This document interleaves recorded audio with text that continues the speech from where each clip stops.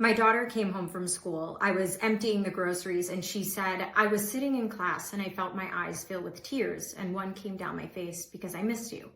I could have corrected what I heard, saying something like, oh, I missed you too, but now we're home together, right? Only one more day of school this week. Instead, I slowed down. I didn't speak. I showed love in my eyes. I got on her level and I opened my arms. She melted into my arms and let out a quiet cry. We sat on the couch and while I held her, I said, did anyone notice your tears? She said, no, it happened so fast. I asked, what were you doing in class when it happened? She explained that they had a different schedule that day, and normally after a certain activity, it was dismissal. But this time the activity was earlier in the day, followed by 2 more hours of school. And then it clicked. I said, oh, so you thought after this, yes, I get to see mom.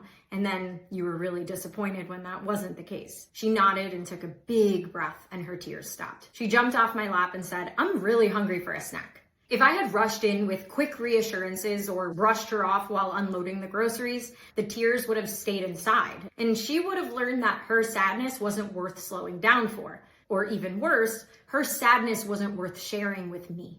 I share this story with you for this huge reminder. Kids don't need us to fix their feelings. Sometimes when they simply get to vent or process out loud, their worry and sadness just dissolves on its own. And there's actually science behind this. Naming or sharing an emotion reduces its intensity. And once it's expressed and understood, the nervous system calms down. Our kids don't need us to rush their feelings away. Sometimes all they need is a place to let them out. And when we listen and they learn that we're not afraid of their big feelings, we actually transfer that confidence to them that they can get through this. And follow me for more high structure, high nurture parenting.